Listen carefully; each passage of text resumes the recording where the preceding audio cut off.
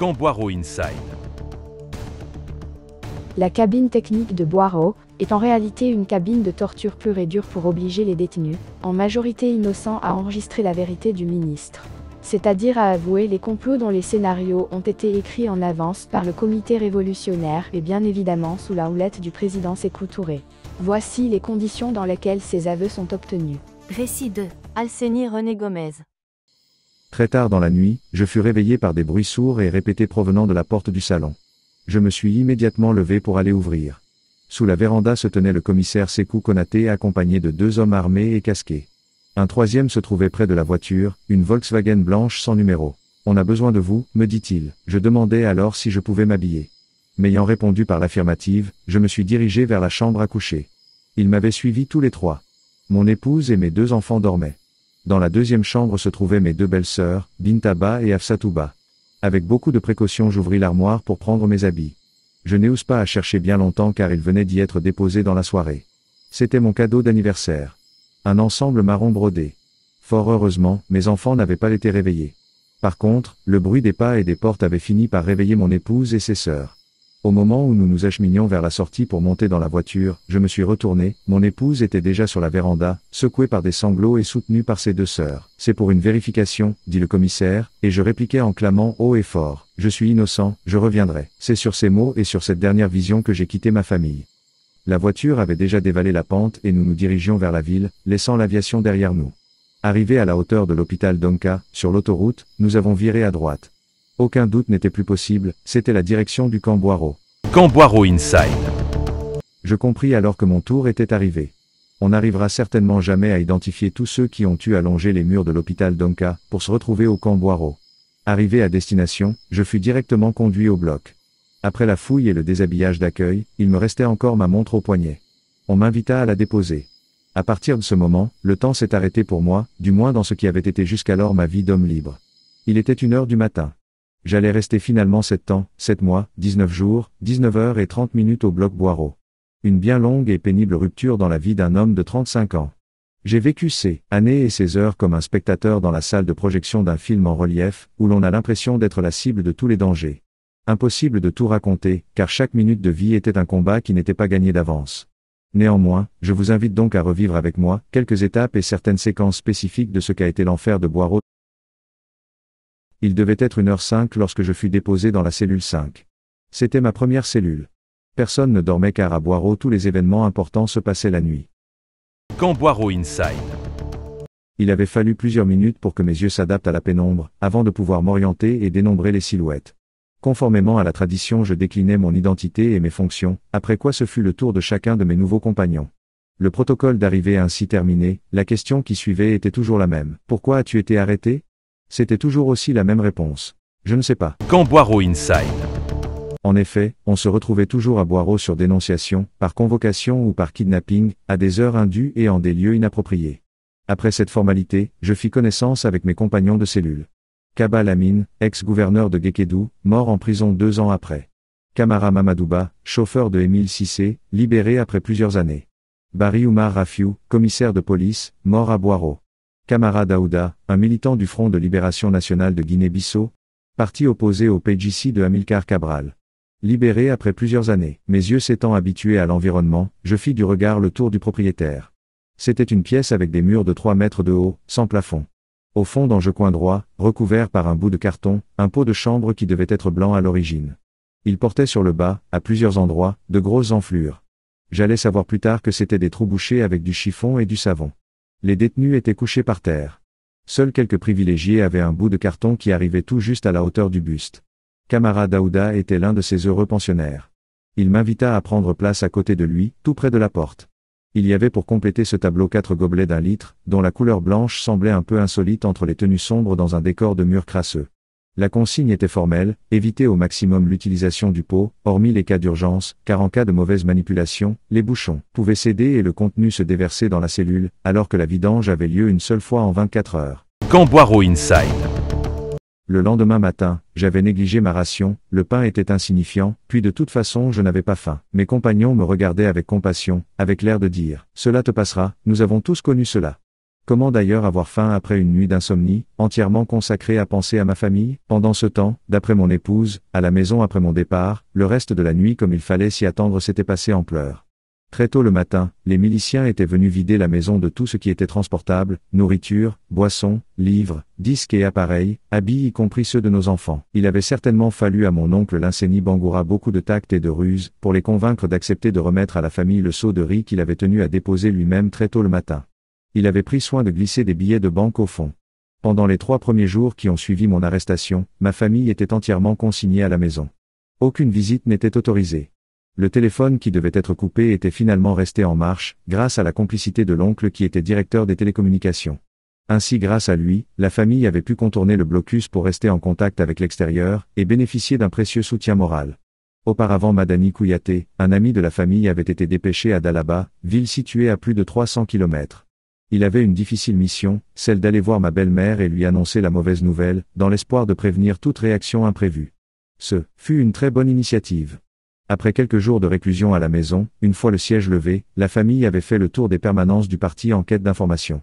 Finalement c'est par des sources non officielles qu'elle apprendra mon incarcération au camp Boiro. Camp Boiro Inside. Pendant ce temps, en prison, les journées et les nuits se succédaient dans l'attente, l'inquiétude et l'angoisse. La trêve sera finalement de courte durée. En effet, une semaine après mon arrestation, on est venu me chercher pour me conduire à la commission. C'était la nuit comme toujours, et nous étions le 29 septembre 1971. Je fus menotté dès ma sortie de la cellule avant même d'arriver au poste de police du bloc où m'attendait le lieutenant Oularé. On m'embarqua dans une jeep, assis entre 2 agents en armes. C'est ainsi que je me suis retrouvé, quelques minutes plus tard, devant Diakité Moussa, ministre et membre du bureau politique du PDG, président d'une des commissions du comité révolutionnaire en charge des interrogatoires. Le commissaire Konaté Sékou était à ses côtés, en qualité d'assesseur. Sa présence me rassurait un peu, car il avait été sans brutalité le jour de mon arrestation. J'avais même cru un instant voir une lueur de compassion dans son regard. Puis l'acte d'accusation est tombé tel un coup près sur ma cuirasse d'innocence. Vous savez que l'on ne peut pas arrêter un haut cadre sans preuve. Vous êtes du réseau allemand. Avouez, j'étais debout les mains menottées, encadré par 2 hommes armés. Mon accusateur était assis de biais, comme pour éviter mon regard. À croire qu'il n'est pas toujours facile d'accuser impunément sans preuve, un innocent qui vous fixe droit dans les yeux. Malgré tous les conseils préalablement reçus dans la cellule, j'étais surpris et devenu brusquement muet. C'était au-delà de tout ce que je pouvais imaginer. Plus par mon attitude que par les mots, on devina ma réponse. Amenez-le à la cabine, dit le ministre Diakité Moussa. Le geste des sbires avait précédé l'ordre de leur maître. En effet, sans même que mes pieds touchent terre, j'étais déjà en route pour la torture. Je devais être le premier ce soir-là car nous avions trouvé les tortionnaires de la cabine en train de jouer au damier. Camp Boiro Inside. En somme, une façon toute pacifique de se faire la main.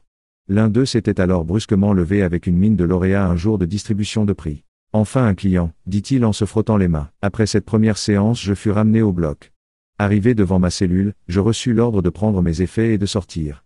En réalité il s'agissait d'un gobelet et d'une couverture que j'étais incapable de prendre tout seul, à cause des blessures aux bras et aux coudes. Mes camarades qui connaissaient le scénario se sont empressés de me porter secours en posant le tout sur mes bras. Je fus donc déplacé pour me retrouver seul dans la cellule, bâtiment 6 aux portes métalliques. L'isolement complet pendant toute la période d'interrogatoire, c'était la règle à Boiro. Une fiche fut déposée le lendemain avec un canevas sous forme de questionnaire. Naturellement, ce document avait pour objectif d'orienter ma déposition car la présomption d'innocence était une notion inconnue dans le vocabulaire de la Révolution. La suite de l'interrogatoire dépendait de l'option choisie pour la réponse. Après une rapide lecture du document, j'étais surpris par la gravité des accusations, et aussi amusé par l'invraisemblance de certaines questions. Camp Boiro Inside. Alors je pensais tout naturellement pouvoir rapidement apporter les démentis nécessaires. Avec douleur et beaucoup de peine, mes doigts se saisirent du bic. Finalement 2 feuillets seulement avaient été remplis car la vérité de l'innocent n'avait pas besoin de beaucoup de commentaires.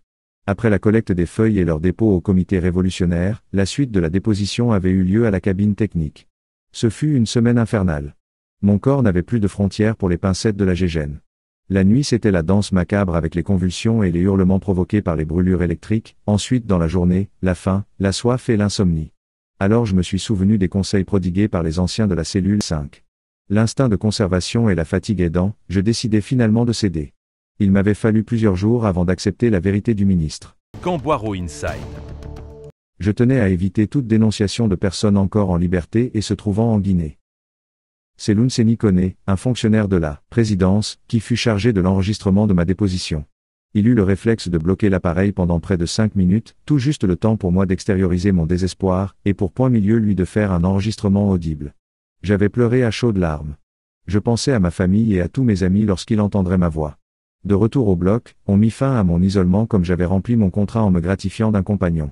On l'appelait le ministre car il avait pour nom Ismaël Touré. Le même que celui du président du comité révolutionnaire. C'était un jeune délinquant d'une vingtaine d'années. Ce fut une cohabitation sans histoire car j'étais dans ma tour d'ivoire. Je savais d'après les anciens que ce genre de compagnon transféré immédiatement après la déposition était habituellement une taupe, avec pour mission de vous faire parler. Camp Boiro Inside. Quelques jours après, l'adjudant-chef Souma Soriba est venu ouvrir la cellule. Nous étions en novembre 1971, un dimanche. « Tu es catholique ?» demanda-t-il.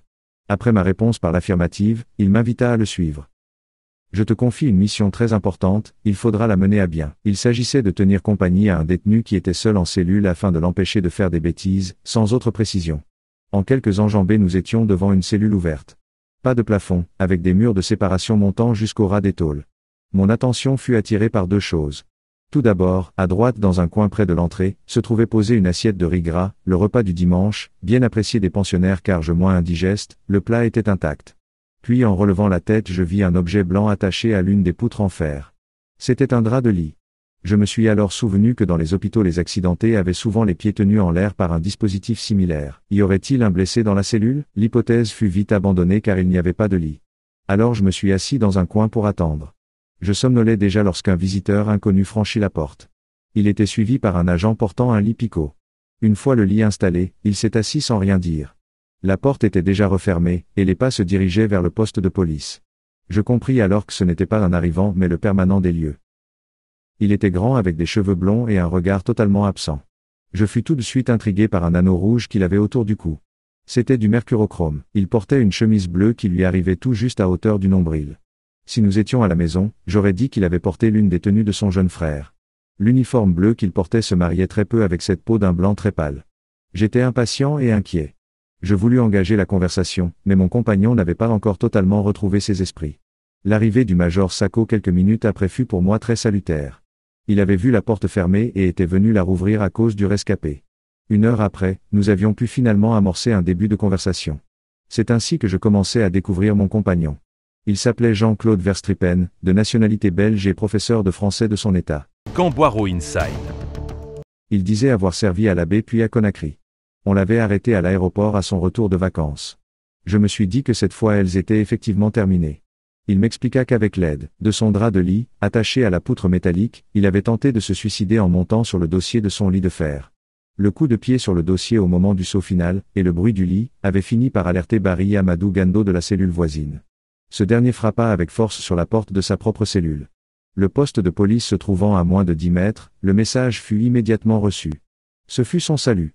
Un agent est venu et la porte de la cellule voisine s'est ouverte. L'infirmier-major alerté est venu constater la situation. Il fallut plus d'1 heure de temps pour le ramener à la vie. Alors il me dit. En ouvrant les yeux, j'avais l'impression de sortir d'un rêve.